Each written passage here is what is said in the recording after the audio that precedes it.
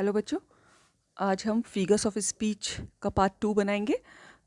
और इसकी पहले भी मैं वीडियो में बहुत सारे आप लोगों को पोएटिक डिवाइसेस सिखा चुकी हूँ और आगे और थोड़े से बताना चाहती हूँ जो कि बोर्ड एग्जामिनेशंस में बहुत पूछे जाते हैं।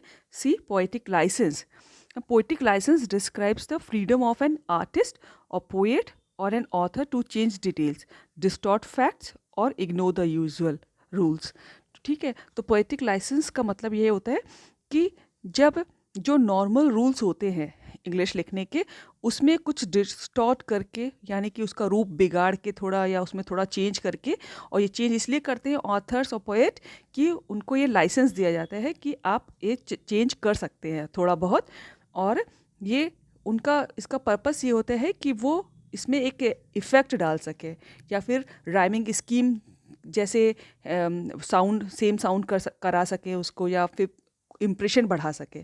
ठीक है, this is the only purpose कि ऑथर्स को और पोएट्स को ये लाइसेंस दिया जाता है कि जो नॉर्मल रूल्स हैं उनको इग्नोर करके वो थोड़ा बहुत चेंज कर सकते हैं। फॉर एग्जांपल देखिए, हमने आपकी ही बुक से, क्लास 10th की बुक से लिया है कि mew cried Ink and cried Belinda for there was a pirate climbing in the window. कि जो है जब पायरेट को बेलिंडा नामक एक लड़की ने खिड़की से चढ़ते हुए देखा, तो उसने, उसकी बिल्ली ने क्राई किया और बेलिंडा ने कहा ओह, है ना। और for there was a pirate climbing in the window. Actually this is window शब्द जो है, एक्चुअल में शब्द है विंडो, लेकिन यहाँ पर उसको बेलिंडा से राइम करने के लिए विंडा लिखा गया है। This is the only purpose here. ठीक है, विंडा को का मतलब है विंडो, खिड़की, लेकिन बेलिंडा से राइमिंग स्कीम उसकी अच्छी हो जाए, इसलिए पोएट ने यहाँ पर विंडा लिखा है। ठीक है, तो दिस इज़ अ पर्पस कि उसने राइमिंग स्कीम बनाए रखने के लिए थोड़ा सा शब्दों की स्पेलिंग में चेंज किया। ऐसे ही इसी पोएम का एक और एग्जाम्पल देखिए, एट द रिलियो ट्रिलियो कावर्डली ड्रैगन। ठीक है, जो रिलियो है वो, इसका मतलब है रियली, और ट्रिलियो है, इसका मतलब है ट्रूली। पोएट जी कहना चाहता है कि रियली और ट्रूली, कि ड्रैगन जो है बहुत कावर्ड है, कायर है, लेकिन उसने एक पोएटिक इफेक्ट बनाए रखने के लिए यहाँ पर रिलियो और ट्रुलियो वर्ड यूज़ किए। ठीक है, तो जब ऐसे पोएट या ऑथर्स चेंज करते हैं अपने वर्ड्स में, थोड़े बहुत रूल में, उनकी स्पेलिंग में, ताकि राइमिंग स्कीम बनी रह सके, पोएटिक इफेक्ट बना रह सके, तो उसको पोएटिक लाइसेंस कहा जाता है। See the another one, transferred epithet. ठीक है, ट्रांसफर्ड एपिथेट में एपिथेट जो होता है एग्जेक्टिव को कहते हैं। ठीक है, इसको बहुत से लोग आपको हाइपैलेजी भी कहते मिलेंगे। ट्रांसफर्ड एपिथेट या hypallage, both are the same things. और एपिथेट का मतलब होता है adjective. See the definition, epithet is the adjective that describe some object और person. In this figure of speech the epithet is transferred from its proper word, noun or pronoun, to some other word that is closely associated with it in the sentence। कि जब एक executive, जिस noun या pronoun की जो विशेषता बताते हैं वो एग्जेक्टिव होते हैं ना, विशेषण कहते हैं हिंदी में इनको। तो जो जिस नाउन या प्रनाउन के लिए जिस एग्जेक्टिव को यूज़ किया गया है, उसकी जगह वो एग्जेक्टिव किसी दूसरे नाउन या प्रनाउन को से एसोसिएट हो जाए, तो वहाँ पर ट्रांसफर्ड एपिथेट कहते हैं। आप इसको एग्जाम्पल से और अच्छी तरह समझ सकते हैं। देखिए, मैंने लिखा है कि अ सिक रूम। ठीक है, एक जब जैसे कि कोई बीमार हो जाता है और उसको एक पर्टिकुलर कमरा बना में रहता है, तो लोग धीरे धीरे उस कमरे को कहने लगते हैं अ सिक रूम। एक्चुअली कमरा सिक नहीं है, बीमार जो है, जो आदमी है, पर्सन है, वो सिक है, लेकिन यहाँ पर रूम को सिक कह दिया गया है, तो इसलिए यहाँ पर ट्रांसफर्ड एपिथेट है। ऐसे एक और एग्जाम्पल देखिए, a person with a blind stick. अगर जो अंधा आदमी जो छड़ी लेके चलता है, तो बहुत से लोग उसकी छड़ी को ही ब्लाइंड स्टिक कह देते हैं, जबकि वो स्टिक ब्लाइंड नहीं है। ब्लाइंड वो पर्सन है जो उस छड़ी को यूज़ करता है। तो जब इस टाइप के सेंटेंसेस दिए जाए, तो वहाँ पर ट्रांसफर्ड एपिथेट होता है। ऐसे एक और एग्जाम्पल देखिए, it was a happy day या it was a bad day, है ना। डे कभी हैप्पी और बैड नहीं होता, ये वो पर्सन होता है कि जिसके संग कुछ अच्छा बीता तो वो हैप्पी डे हो जाता है, जिसके संग बुरा बीता तो वो बैड डे हो जाता है। तो डे सिंपली डे होता है। तो यहाँ पर लेकिन हैप्पी और बैड डे कहा गया, तो ये ट्रांसफर्ड एपिथेट के एग्जाम्पल है। अगला देखिए, एपोस्ट्रॉफी, है ना। एपोस्ट्रॉफी को होता है संबोधन, किसी को एड्रेस करना। ठीक है। An apostrophe is a direct address to the dead, to the absent और टू द पर्सोनिफाइड ऑब्जेक्ट और आइडिया। तो यानी कि एपोस्ट्रॉफी में ये ज़रूरी होता है कि आप जिसको एड्रेस कर रहे हो, जिसको आप संबोधित कर रहे हो, वो या तो डेड होना चाहिए, मृत होना चाहिए, या तो अनुपस्थित होना है, वो हो एब्सेंट हो, या तो फिर पर्सोनिफाइड हो, है ना। पर्सोनिफाइड का मतलब कि जब किसी नॉन लिविंग बीइंग को एक लिविंग बीइंग का रूप दिया जाता है, जैसे हमने पर्सोनिफिकेशन फिगर्स ऑफ स्पीच में पढ़ा था। इसको समझने के लिए पहले आपको पर्सोनिफिकेशन फिगर्स ऑफ स्पीच भी समझनी पड़ेगी। तो इस टाइप का जब ऑब्जेक्ट को पर्सोनिफाई किया जाए, किसी नॉन लिविंग थिंग को, उसको एक जीवित आदमी का रूप दिया जाए, तब इस टाइप के लोगों को संबोधित किया जाता है डेड, एब्सेंट या फिर पर्सोनिफाइड।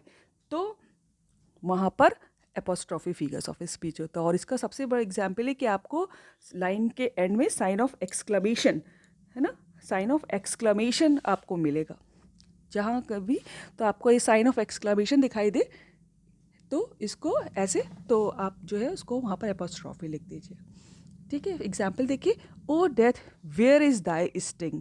स्टिंग होता है डंक को कहते हैं, कि यहाँ पर जो पोएट है वो डेथ से कह रहा है कि तुम्हारा डंक का है, दाई होता है योर, है ना, वेयर इज़ दाई स्टिंग, तुम्हारा डंक का है जिससे तुम आदमियों को मारते हो। ठीक है, ओ डेथ के बाद देखिए साइन ऑफ एक्सक्लेमेशन दिया हुआ है, this is the sign of apostrophe.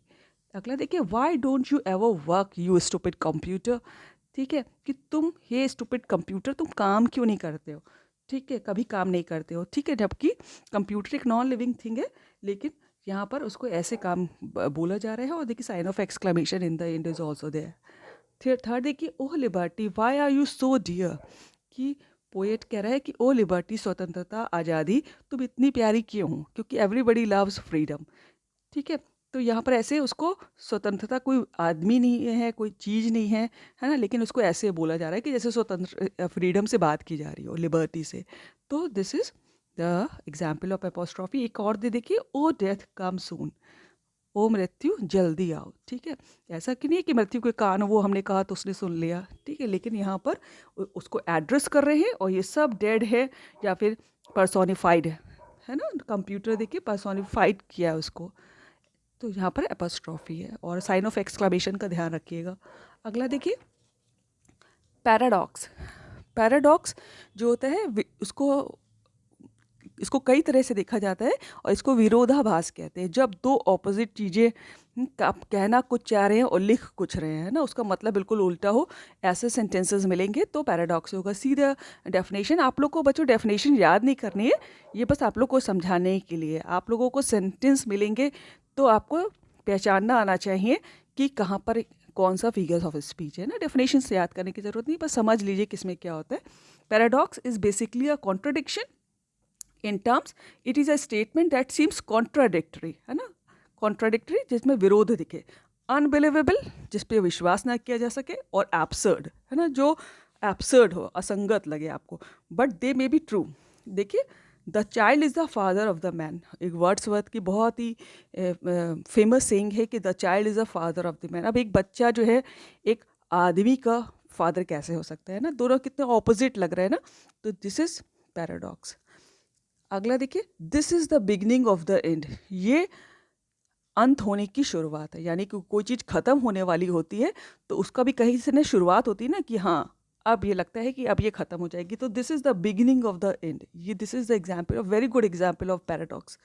अगला देखिए, आपकी पोएम से ही फायर एंड आइस जो 10th में है, रॉबर्ट फ्रॉस्ट की, उसी से लिया है। But if the world had to perish twice, कि अगर संसार को 2 बार मरना पड़े, है ना, अगर संसार को 2 बार ऐसा चांस मिले कि वो मरे, जो कि इम्पॉसिबल है, अनबिलीवेबल है ना, इम्पॉसिबल, तो this is also an example of paradox. जब कहीं आपको जैसा लगे कि अनबिलीवेबल, ये ऐसा नहीं हो सकता, कोई चीज़ 2 बार नहीं मरती, कोई आदमी 2 बार नहीं मरता, तो वो जो ऐसे अनबिलीवेबल या इम्पॉसिबल थिंग हो, वहाँ पर पैराडॉक्स होता है। अगला देखिए, assonance. Assonance is a repetition of the same or similar vowel sound within word, phrase और sentences। कि जब आपको हम लोग को वॉवेल मालूम है कि 26 अल्फ़ाबेट होते हैं इंग्लिश में, उसमें 21 कॉन्सोनेंट होते हैं और 5 AEIOU वॉवेल माने जाते हैं। अगर उस वॉवेल साउंड का किसी पर्टिकुलर लाइन या पर्टिकुलर स्टैंजा जो भी आपको एग्जाम में मिला है उसमें ये बार बार रिपीट हो रहा है, तो जैसे देखिए, Belinda lived in a little white house, कितनी जगह आई, बेलिंडा में, लिव्ड में, इन में, लिटिल में, वाइट में, आई जो कि एक वॉवेल साउंड है। आपको यहाँ पर ये ध्यान रखना है कि जो वर्ड वॉवेल होना चाहिए वो अल्फ़ाबेट, ठीक है, तो रिपीट होता है तो वहाँ पर एसोनेंस फिगर्स ऑफ स्पीच होती है। आगे देखिए next sentence, I thought I told you to clean your shoes Amanda, this is also an example. Class 10 की अमेंडा पोएम से है रॉबर्ट क्लाइन की, कि इसमें देखिए ओ जो कि एक वॉवेल है और कितनी बार जगह रिपीट हुआ है, मैंने सब जगह अंडरलाइन कर रखा किया हुआ है, तो यहाँ पर एसोनेंस है, एसोनेंस फिगर्स ऑफ स्पीच। अब अगला देखिए consonance. Consonance is a figure of speech in which the same consonant sound repeats within a group of word, है ना। कि यहाँ पर देखिए बच्चे कॉन्सोनेंस और एलिट्रेशन में बहुत कंफ्यूज होते हैं, ठीक है। मैंने यहाँ पर एक एग्जाम्पल एलिट्रेशन का लिखा है जो कि बच्चों को डिफरेंस सिखाने के लिए सब लिखा है, कि बच्चे सोचते हैं कि कॉन्सोनेंट साउंड देखते हैं और लिख देते हैं, लेकिन एलिट्रेशन में देखिए, but custard cried for a nice safe cage, इसमें सी साउंड कितनी बार रिपीट हुई है, लेकिन ये वर्ड के स्टार्टिंग में है। जब वर्ड के स्टार्टिंग में कॉन्सोनेंट साउंड रिपीट होती है तो वो एलिटरेशन होता है, इसीलिए मैं यहाँ पर इसको, इस सेंटेंस को काट रही हूँ, ठीक है। This is the example of alliteration, don't confuse. अगला देखिए, and no one buys a ball bag, ये भी आपके द बॉल पोएम से है 10th की, कि यहाँ पर जब बा साउंड जो कि एक कॉन्सोनेंट है, रिपीटिंग, कि जो आपके 26 अल्फ़ाबेट होते हैं उसमें 5 वॉवेल होते हैं, जो 21 कॉन्सोनेंट होते हैं उनमें से कोई साउंड या कोई अल्फ़ाबेट बार बार रिपीट हो, तो बेसिकली साउंड देखिएगा आप लोग, buys a ball bag, buys ब, बॉल ब, बैग ब साउंड बार बार रिपीट हो रहा है, सो दिस इज, ठीक है बच्चों। अगर देखिए आप लोग यहाँ पर भी अगर ये सोच रहे हैं कि ये ब साउंड कॉन्सोनेंट है और रिपीट हो रही है, no, this is again alliteration, है ना, डोंट कंफ्यूज। मैंने 2 जगह से, so this is also, I will cut it, है ना। ये एलिट्रेशन नहीं है, सॉरी, ये एलिट्रेशन है, ये कॉन्सोनेंस नहीं है।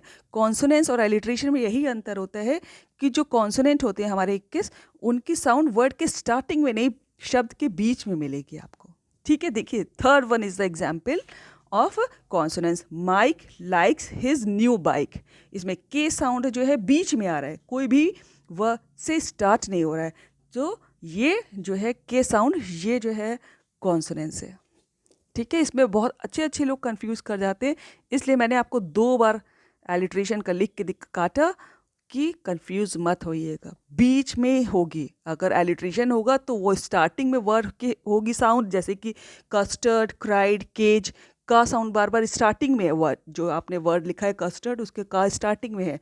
बाइज बॉल बैक, बा साउंड रिपीट हो रही है, सही है, कॉन्सोनेंट भी है, लेकिन ये स्टार्टिंग में है, दिस इज एलिट्रेशन।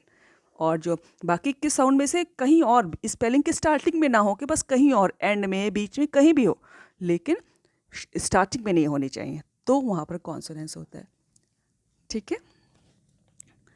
आगे देखिए एनाफोरा, देखिए the term anaphora refers to a poetic technique in which successive phrase और lines begin with the same words often resembling a litany. The repetition can be as simple as a single word or as long as an entire phrase. देखिए anaphora को example से समझिए, मैंने यहाँ पर Amanda की आपकी क्लास 10th की उससे एग्जाम्पल लिया हुआ है। Don't bite your nails Amanda, don't hunch your shoulders Amanda, कि जब किसी कंसेक्यूटिव लाइन में, जब लगातार लाइन में बीच में कोई ब्रेक नहीं होना चाहिए, ठीक है, जब सेम वर्ड से लाइन शुरू होती है, जैसे इसमें डोंट से शुरू हो रही है, हो सकता है कि ये वर्ड पूरी फ्रेज में आपको रिपीट किया गया हो, पूरे सेंटेंस में रिपीट किया होगा, या आधे में किया गया हो, या एक ही वर्ड, जैसे इसमें सिर्फ एक ही है डोंट, तो वहाँ पर एनाफोरा फिगर्स ऑफ स्पीच होती है। अगला एग्जाम्पल देखिए, some say the world will end in fire, some say in ice, ये फायर एंड आइज की आपका एग्जाम्पल है क्लास 10 की रॉबर्ट फ्रॉस्ट की। सम से, इसमें 2 वर्ड लिए गए हैं कि सम से, और सम से दोनों लाइनें शुरू हो रही है, तो this is again the example of anaphora. One more, repetition, ठीक है। Repetition is a literary device that involves using the same word और phrase over and over again in a piece of writing. ठीक है, जब किसी भी word की repetition कई बार हो, आपकी जो स्टैंजा एग्जाम में मिलेगा या फिर जो भी लाइन होगी, तो अगर वो वर्ड कहीं कहीं रिपीट हो रहा है तो वहाँ पर रिपीटिशन होगा। एग्जाम्पल से समझिए, Belinda lived in a little white house with a little black kitten and a little grey mouse, जिसमें वर्ड लिटिल जो है इस दो लाइनों में 3 बार रिपीट हुआ है। लिटिल लिटिल 3 बार रिपीट हुआ है, तो यहाँ पर रिपीटेशन फिगर्स ऑफ स्पीच है। एक एग्जाम्पल और देखिए इसका, What is the boy now who has lost his ball? What is he to do? I saw it go. ठीक है, ये द बॉल पोएम का है। इसमें what सेकेंड लाइन में देखिए, ऊपर से अगर हम what देखेंगे तो एनाफोरा हो जाएगा, लेकिन इधर से देखिए नीचे सेकेंड लाइन में what 2 बार रिपीट हुआ है। So this is again the example of repetition. So ये जो फिगर्स ऑफ स्पीच हमने पहले पार्ट 1 और पार्ट 2 में डिस्कस किए, बहुत इंपॉर्टेंट है। सबसे ज़्यादा बच्चे कॉन्सोनेंस और एलिट्रेशन में कंफ्यूज करते हैं, इसलिए मैंने 2 बार एक सेंटेंस लिख के काटा हुआ है ताकि आप लोगों को दिमाग में बैठ जाए। ठीक है, तो work hard, practice it. Thank you, all the best.